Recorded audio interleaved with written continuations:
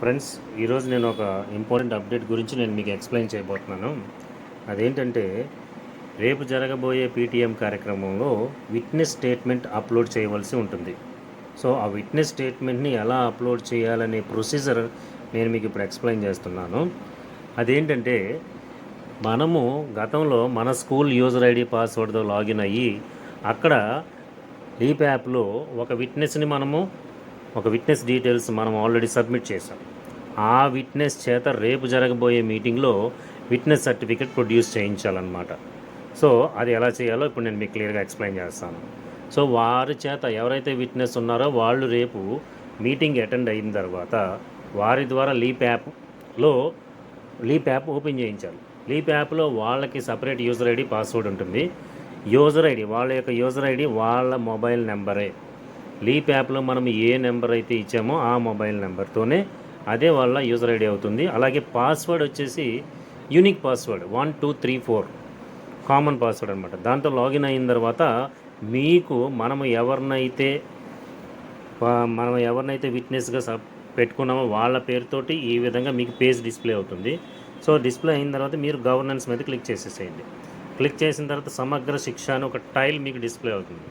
So ఈ సమగ్ర శిక్ష టైల్ని మీరు క్లిక్ చేయండి. క్లిక్ చేసిన తర్వాత మీకు పీటీఎం అనే ఒక టైల్ డిస్ప్లే అవుతుంది. సో మీరు నెక్స్ట్ స్టెప్ ఆ పీటీఎం అనే టైల్ని క్లిక్ చేయండి. క్లిక్ చేసిన తర్వాత మీకు 2 టైల్స్ డిస్ప్లే అవుతాయి. ఒకటి అటెండెన్స్ వెరిఫికేషన్, రెండోది అప్లోడ్ విట్నెస్ స్టేట్మెంట్. ఫస్ట్ మనం అటెండెన్స్ వెరిఫికేషన్. ఈ అటెండెన్స్ వెరిఫికేషన్ ఎలా జరుగుతుందంటే, రేపు మనం స్కూల్కి వెళ్ళిన తర్వాత మనం తీసుకున్న అటెండెన్స్ అంతా డైరెక్ట్గా ఇందులోకి రిఫ్లెక్ట్ అవుతుంది.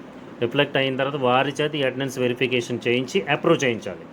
సో ఆ విధంగా చేయాలి. సో ఇప్పుడు క్లిక్ చేస్తే దీంట్లో నో డేటా ఫౌండ్ అని వస్తుంది. సో అంటే రేపు అటెండెన్స్ వేసిన తర్వాత ఎవరికైతే మనం అటెండెన్స్ మార్క్ చేశామో, ఎవరైతే ప్రజెంట్ అయ్యారో అవి ఇందులో డిస్ప్లే అవుతాయి. సో అప్పుడు ఈ టైల్ మీద వాళ్ళ చేత మనము కన్ఫర్మ్ చేయించాలి. Next upload witness statement.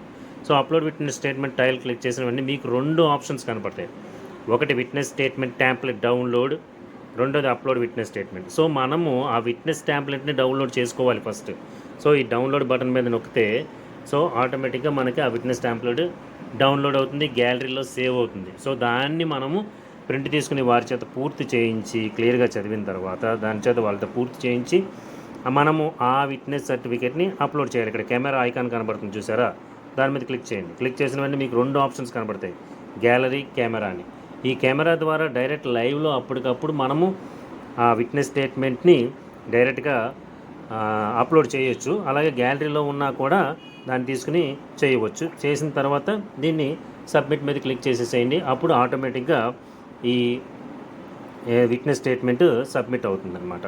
So friends, ఈ విధంగా రేపు జరగబోయే పీటీఎంలో ఈ విట్నెస్ సర్టిఫికేట్ సబ్మిట్ చేయడం అనేది మేజర్ ఇంపార్టెంట్ రోల్ అనమాట. దీన్ని తప్పనిసరిగా మనం సబ్మిట్ చేయాలి. ఫ్రెండ్స్, ఈ వీడియోలో నేను ఎక్స్ప్లెయిన్ చేసిన కంటెంట్ కనుక మీకు నచ్చినట్లయితే దీన్ని లైక్ చేయండి, అలాగే సబ్స్క్రైబ్ చేయండి. Thank you for watching.